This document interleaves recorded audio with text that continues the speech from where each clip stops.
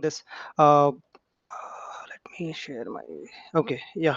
So I need to tell you a little bit around like the development setup, like what is the environments, what is the space environment, like how we will work.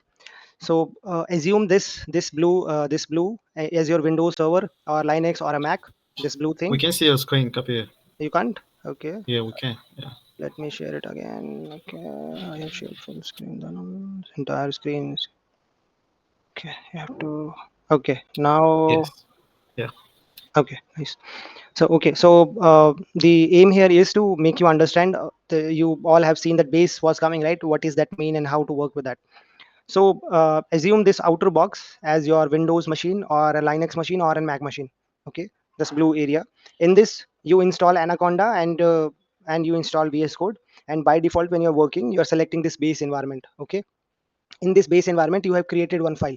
So the file extension could be app.py or app.ipynb also. Okay, it could be. I mean, both will work. So okay, yeah, both will work.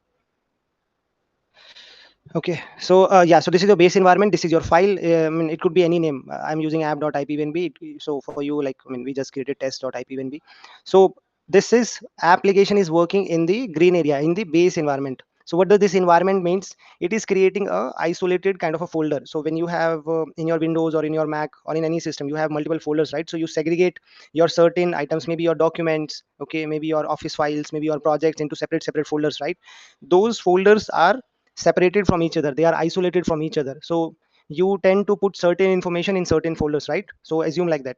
So like this, by default, Anaconda gave you a base environment, a base folder in which you created a file. Okay, now whenever we are working with a code, that code, Python code, that can have certain dependencies to work with. Okay, so dependencies means, so let's say my application does not have certain kind of you can say functionality. So in your mobile, whether it's iOS or Android, you purchase a base mobile, right? And then when you need some functionality, you go to App Store and you download certain application, right? What it does, it just enhance your functionality. Maybe for joining this, some of you might have joined it through an Zoom mobile app, right?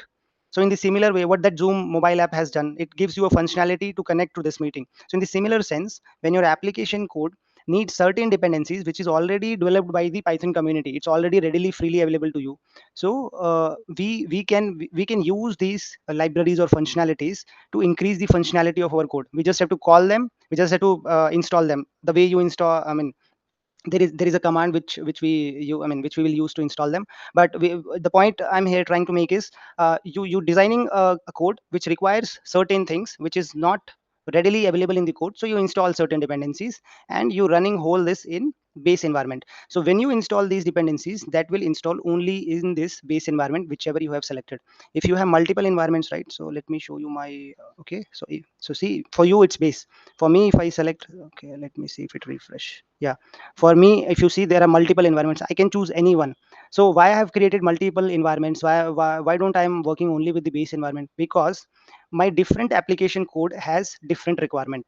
Okay, they have different requirement. So let's say there is a module called as, a library called as Flask. So this application requires Flask, so I'm adding Flask here. I'm installing Flask where I'm installing in the base. Then I created an environment. Okay, now here the application requires another, you can say, set of dependencies. Let's say ABC. Okay, so I install ABC. So now this environment, this OpenAI 3.10 and this base environment, they are separated. Okay, they are separated, they are different. If you see here, where is my code? So see, this 3.10, 3.12 multimodal, these all are separated. You can assume them as an isolated folders. Hey everyone, hope you enjoyed our session at LWP Labs. For more videos like this, you can subscribe to our channel and contact the number for live classes. The future is now with AI.